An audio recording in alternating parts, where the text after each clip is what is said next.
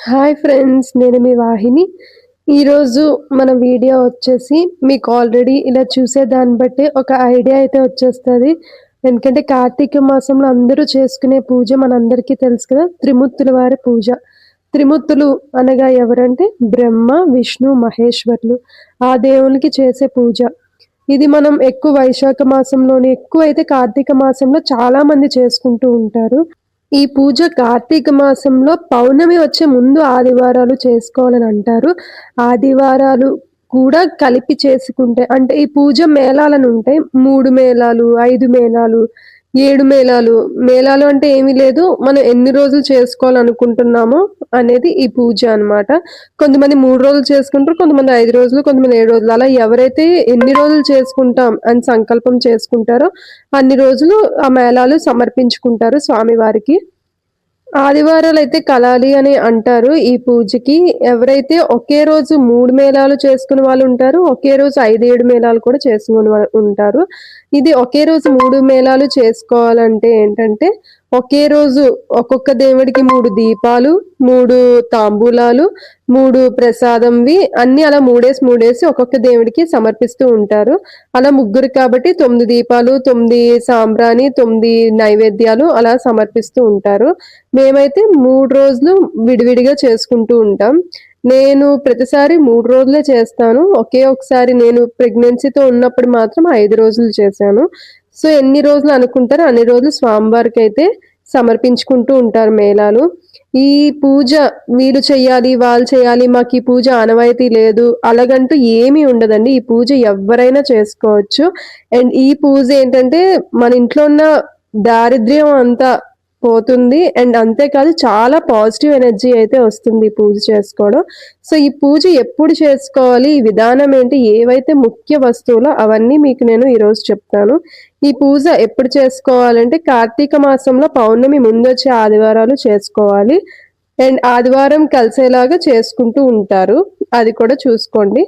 And ఎలా చేసుకోవాలి అనేది నేను ఎక్కువ బాగా ముఖ్యమైన వస్తువులు ఏంటంటే, ధూపం వేసుకోవడానికి ఒక పదార్థం కావాలి. ఆ పదార్థం నేను డిస్క్రిప్షన్లో మెన్షన్ చేస్తాను.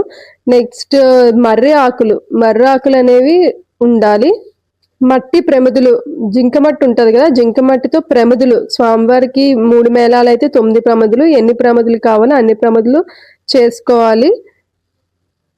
నూనె, ఒత్తులు ఇవైతే మెయిన్ అండి. మీకు ఈ పూజ బుక్ కూడా ఉంటుంది, దేవుడు వ్రత కథ చదవాలి. ఆ బుక్ లో లాస్ట్ ఏమేమి కంపల్సరీ ఉండాలో అనేది కూడా మీకు మెన్షన్ చేస్తారు, ఏమైనా వస్తువులతో ఈ దేవుడికి పూజ చేయాలి అనేది. అండ్ ఈ పూజ ఏ టైంలో చేసుకోవాలి, ఈ పూజ అయితే తెల్లవారు చేసుకోకూడదండి. ఈ పూజ ఏమంటూ ఉంటారంటే, గోవులు మేతకు వెళ్తాయి కదా ఉదయాన్నే, వెళ్ళి సాయంత్రం వస్తాయి కదా, సాయంత్రం ఇంటికి వచ్చే టైం కల్లా అప్పుడు పూజ 5:30 నుంచి 6 ఆ టైంకి ఏర్పాటు చేసుకొని దీపారాధన చేసుకొని పూజ స్టార్ట్ చేయాలి అంటారు.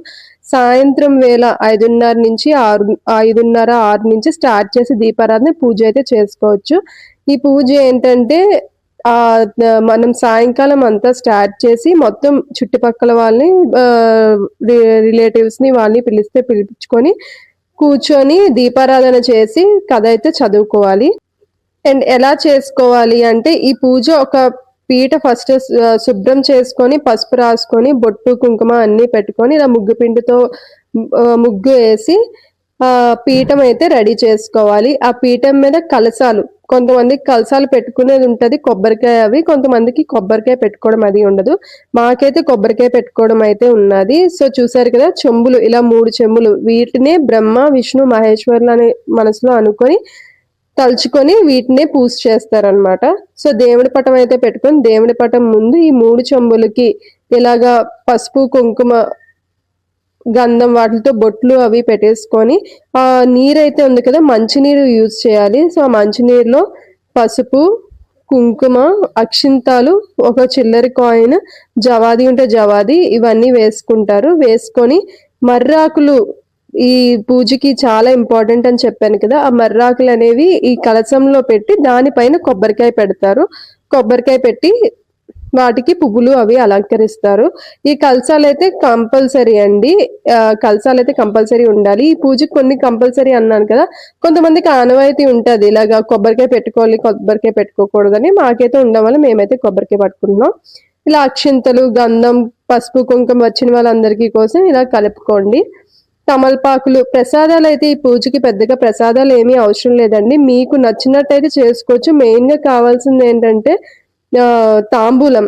తాంబూలం ఆకు, చెక్క, అరటిపళ్ళు ఉంటాయి కదా! తాంబూలం పెట్టాలి ఒక్కొక్కరికి. తర్వాత సలివిడి వడపప్పు. సలివిడి వడపప్పు ప్రసాదం ఏంటనుకుని ఆ ప్రసాదం అయితే పెడతారండి. నెక్స్ట్ అది కాకుండా మీకేమైనా ప్రసాదం చేసుకొని పంచుకోవాలనుకుంటే ఏ నైవేద్యం అయినా పెట్టుకోవచ్చు. నైవేద్యం ఇదే ఉండాలి అని అయితే ఏమీ స్పెసిఫిక్‌గా ఏమీ లేదు. సో, ఇలా పూజా గదిలో పీఠం పెట్టుకొని తూర్పు ముఖంగా పీఠం పెట్టుకోండి. ఇప్పుడు నేను కలశం ఎలా ఏర్పాటు చేస్తున్నానో చూపిస్తున్నాను. కొబ్బరికాయలు కూడా మీరు ఏదైతే కలశం పెట్టుకోవాలనుకున్నారో ముందుగా బాగా కడుక్కొని వాటికి పసుపు రాసి బొట్లయితే పెట్టుకోండి. ఆకులు కూడా ఏవైతే తెచ్చుకుంటారో ఆకులైతే శుభ్రం చేసుకొని నీట్‌గా ఇలా పెట్టుకోండి.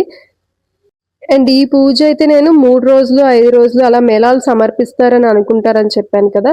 సో, 3 రోజులు అదే పీఠం అయితే అలా ఉంచేయకూడదండి. ఏ రోజుకి ఆ రోజు మొత్తం పీట, ఈ కలశం ఇవన్నీ అయితే ఏ రోజుకి ఆ రోజు శుభ్రం చేసుకొని మళ్ళీ పెట్టుకోవాలి. ఇలా ఒక్కొక్క కలశానికి 3 ఆకులు చొప్పున పెట్టుకొని కొబ్బరికాయ అయితే పెట్టుకోవాలండి. పెట్టుకొని వాటికి అలంకరించుకోవాలి. రైట్ సైడ్ మీకు దేవుడికి రైట్ సైడ్ అంటే మీ ఎదురుగా కూర్చుంటే మీకు లెఫ్ట్ సైడ్ కాకుండా రైట్ సైడ్ వినాయకుడిని అయితే చేసుకొని వినాయకుడిని కూడా పెట్టుకోవచ్చు. కొంతమంది వినాయకుడు చిన్నవి ఉంటాయి కదా, అవి ఉంటే అవైనా పెట్టుకోవచ్చు. లేకపోతే పసుపుతో వినాయకుడిని చేసుకొని వినాయకుడిని కూడా పెట్టుకోవాలి. వినాయకుడికి కూడా నైవేద్యం అవి పెట్టండి. ఇలా తాంబూలం అది రెడీ చేసుకోండి దేవుడి దగ్గర. మట్టితో ప్రమిదలు, మట్టి అయితే మనకి దొరికితే అయితే బంకమట్టితో కావాల్సిన ప్రమిదలు చేసుకుంటారు. ఆ ప్రమిదలు నెక్స్ట్ ఇయర్ వాడడం అలాగ ఉండదు. ఏ ఇయర్‌కి ఆ ఇయర్ చేసుకొని అలాగే దేవుడికి వాడుకుంటూ ఉంటారు. ఇక్కడ సిటీల్లో అయితే ఆ ప్రమిదలు మట్టి అవన్నీ దొరక్క ప్రమిదలే మామూలుగా బయట తీసుకున్నాం. సో, దేవుడికి ప్రమిదలు ఒక్కొక్కరికి ఒక్కొక్క దీపారాధనకి ప్రమిద. నెక్స్ట్ చెప్పాను కదా! ఒక ద్రవ పదార్థం అయితే వేయాలి. ధూపం వేయడానికి కూడా ఇలా ప్రమిద అది పెట్టుకొని అందులో కూడా బొగ్గులు బాగా కాల్చి అందులో ధూపం కూడా వేయాలి. ఈ మర్రాకులు నైవేద్యానికి కూడా పెట్టుకోవచ్చు. లేకపోతే తమలపాకులైనా నైవేద్యాన్ని వాడొచ్చు. మెయిన్‌గా మర్రాకులు దేనికంటే కలశంలో అయితే కంపల్సరీ ఉండాలండి మర్రాకులు మాత్రం. మీకు స్టోరీ పుస్తకం కూడా కంపల్సరీ ఉండాలి. పుస్తకంలో త్రిమూర్తుల వారి కథ, దాని కథ తాలూకా ప్రాముఖ్యత అన్నీ అయితే ఉంటాయి. అందులో మీకు పూజ చేసిన విధానం అవన్నీ కూడా లాస్ట్‌లో పేజ్‌లో అయితే ఉంటాయండి. అండ్ ఆ కథలో కూడా మెన్షన్ చేసి ఉంటదనమాట. త్రిమూర్తుల వారు మర్రి చెట్టు మీద కూర్చున్నట్టు ఉంటది. ఎందుకు ఈ ఇవి వస్తువులు కంపల్సరీ ఉండాలనేది నాకు ఐడియా లేదు గానీ, ఆ బుక్‌లో అయితే కంపల్సరీ ఇవి ఉండాలి అని ఉంది. సో, అలాగే అందరూ ఫాలో అవుతున్నారు. అండ్ నేనైతే ఈ పూజ అమ్మ వాళ్ళకి కూడా ఉన్నాదండి. అమ్మ వాళ్ళు కూడా మమ్మీ కూడా ఎప్పుడు కార్తీక మాసంలో వాటిల్లో అయితే ఎప్పుడు మిస్ చేయలే. ప్రతి సంవత్సరం చేస్తూనే ఉంటది. పౌర్ణమి ముందొచ్చే ఆదివారాలు. అండ్ అత్త పెళ్ళైన తర్వాత అత్త వాళ్ళకి కూడా త్రిమూర్తుల పూజ ఉన్నది. సో, నేనైతే అందుకు ఇద్దరికీ ఉంది కాబట్టి కంటిన్యూ చేస్తున్నాను. ఈ పూజ వాళ్ళకి ఉన్నా లేకపోయినా సరే మీ మనశ్శాంతి కోసం అయితే ఖచ్చితంగా చేసుకోవచ్చు. నేనైతే చాలా ప్రశాంతంగా ఫీల్ అవుతాను ఈ పూజ. అందుకే నేను కంపల్సరీ చేసుకుంటూ ఉంటాను. మెయిన్‌గా ఏ పూజ అయినా ఆళ్ళు చేసుకోకూడదు, ఈళ్ళు చేసుకోకూడదు అలాగని ఏమీ ఉండదు అని నా అభిప్రాయం. మనకు చేసుకోవాలని మనసులో అనిపిస్తే మాత్రం ఖచ్చితంగా ఆ పూజ అయితే చేసుకోవాలండి. కావాలంటే విధానాలు వాళ్ళకి ఈ విధానాలు లేవు, ఇవి పెట్టుకోవచ్చు, ఇవి పెట్టుకోకూడదు అనేది ఉంటే మాత్రం అది మీ ఇష్టం. వద్దనుకుంటే చేయడం మానేయాలి గానీ, ప్రశాంతత కోసం అయితే పూజ ఖచ్చితంగా ఎవరినైనా కొలుచుకొని చేసుకోవచ్చండి. ఇలా చూసారు కదా! దేవుడి పటం ముందు కలశాలు 3 పెట్టుకున్నాం. ఒత్తులు కూడా ఏసుకోవడానికి 3 పెట్టుకున్నాం. గుగ్గులు అవి ఏసుకోవడానికి కూడా 3 పెట్టుకున్నాం. ఇలా తాంబూలాలు కూడా ఎవరికి వారికి విడిగా పెట్టాలి. ప్రసాదాలు కూడా ఎవరికి వాళ్ళకి విడిగా పెట్టాలి. ఇప్పుడు ఒకే రోజు మొత్తం 3 మేళాలు సమర్పించుకుంటాను అనుకుంటే ఏమీ లేదు. ఒక్కొక్క దేవుడికి ఆ 3 రోజులు అనుకున్నా కానీ 3 దీపాలు, 3 తాంబూలాలు, 3 ప్రసాదాలు అలా 3 చొప్పున అన్నీ చేసుకోవచ్చండి. అండ్ కొబ్బరికాయలు కూడా అలా 3 చొప్పున కొట్టుకోవాలి. వినాయకుడిని తయారు చేసాం. ఇప్పుడు పసుపు వినాయకుడు ఉన్నాడు కదా! వినాయకుడికి అలాగా తయారు చేసి పైన పెడితే వినాయకుడు అని అర్థం అంట. చుట్టూరు పెడితే గౌరీదేవి అని అర్థం అంట. అది నాకు రీసెంట్‌గా తెలిసింది. సో, నేను అప్పటి నుంచి ఆ బొట్టు పైన అలా పెడుతున్నాను. అండ్ పైన కూడా కోలగా షార్ప్‌గా చేస్తారు కదా! ఒక పంతులు గారైతే అన్నారు, "అలా చేయకూడదమ్మా, పైన కొంచెం ఇలా గుండ్రంగానే ఉండాలి గానీ, సూదిగా చేయకూడదని" చెప్పన్నారు. అప్పటి నుంచి అలా పెట్టా. ఇలా మనం పువ్వులతో వాటిలతో పూజా గది అలంకరించుకోవాలి. నేను ఇంత కష్టపడి, మా వాడు చాలా చిన్నోడనమాట, 1½ ఇయర్. నేను వాడిని అలాగా కూర్చోబెట్టి నేను మధ్యలో పూజ పనులు చేసుకునేసరికి నేనొచ్చేసరికి అట్టుకొని చూడండి, మొత్తం అంతా పిసికేసి తలకి షాంపూలా రాసుకున్నాడు. మళ్ళీ వాడిని తీసుకెళ్ళి వాడిని స్నానం చేయించడం అయన్నీ సరిపోయింది. సో, పిల్లలు మనం ఒక్క నిమిషంలో ఏదో ఒకటి చేస్తూ ఉంటారు. సో, నేనంతా రెడీ చేసుకున్నాను. రెడీ చేసుకొని ఈవినింగ్ 6 కల్లా దీపం అయితే వెలిగించుకున్నాను.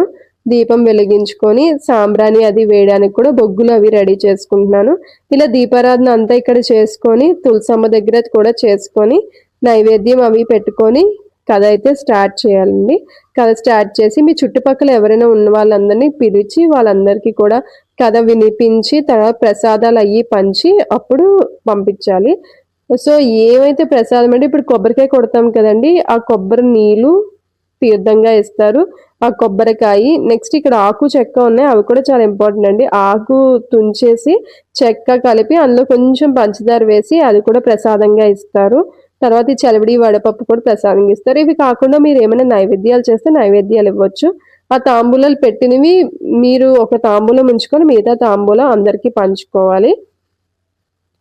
సో, ఇదండి మా త్రిమూర్తుల వారి పూజ అయితే. నాకు మీ అందరితో షేర్ చేసుకోవాలనిపించి నేనైతే ఈ వీడియో షేర్ చేస్తున్నాను. మీరు కూడా త్రిమూర్తుల పూజలో ఇంకే విధానాలైతే పాటిస్తారో తెలియజేయాలనుకుంటే నాకైతే కమెంట్ చేయండి. నేను కూడా తెలుసుకొని వచ్చే సంవత్సరం అయితే పాటించడానికి ట్రై చేస్తాను. అందరికీ థ్యాంక్ యూ. ఓం నమః శివాయ. ఓం నమః శివాయ. ఓం నమః శివాయ. ఓం నమః శివాయ.